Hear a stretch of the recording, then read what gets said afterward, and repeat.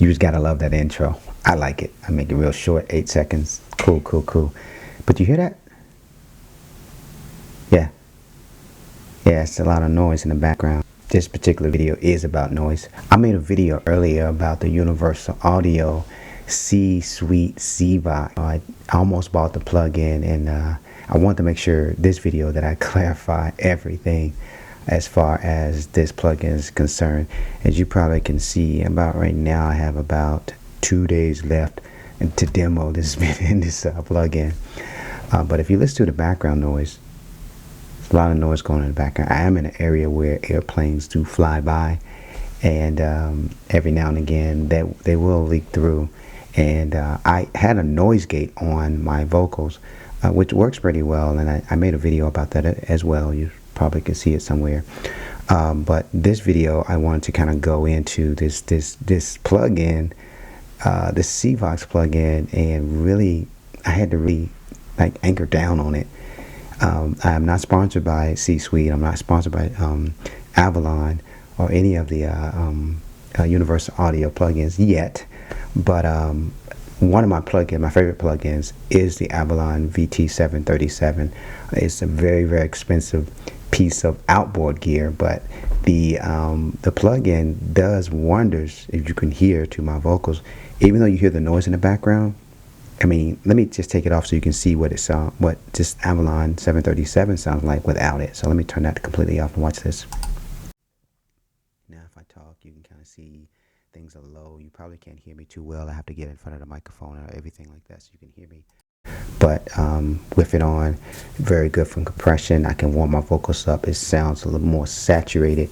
This is a great plugin, so I do like that. So I want to just shout that out. The thing about the CVox, I did say earlier, is that it was slowing down my computer. Now I was in error with that. If you look down here where it says DSP, this is the processing power, but that's not the processing power that's on my computer. That's the processing power on the Universal Audio unit interface.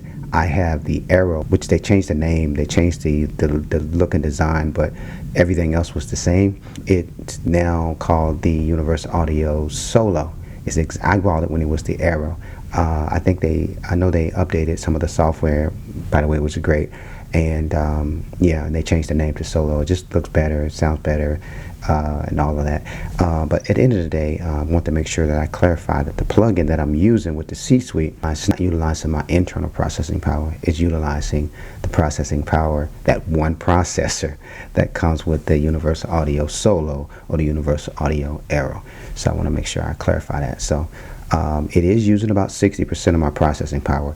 That was the main reason why I didn't really think it justified the price, because that's a lot of processing power, and I have other plugins that I must use in real time with the Universal Audio, and having this one plugin take up so much of that, it's not a good seller for me. So, but at the end of the day, I want you to hear what it does. So if you do have a Universal Audio unit that is higher power, or I'll say have more processing power than the Arrow or the Solo, then this is something you might want to consider, especially if you're in an environment where everything is noisy like this.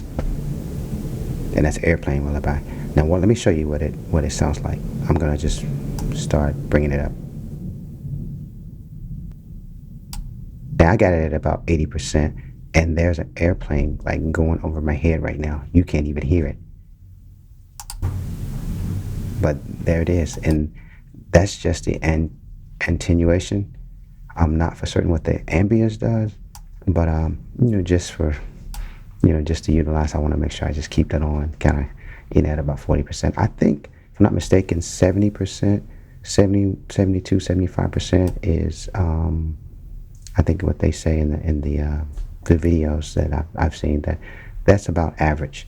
For me, I'll turn the crank up to about 80. If you crank it up to over 80, I'm not for sure if it'll start pulling away from the sounds of your voice, but I'll say definitely between 72 and 75 is where most people who are trying to get out most of that noise is.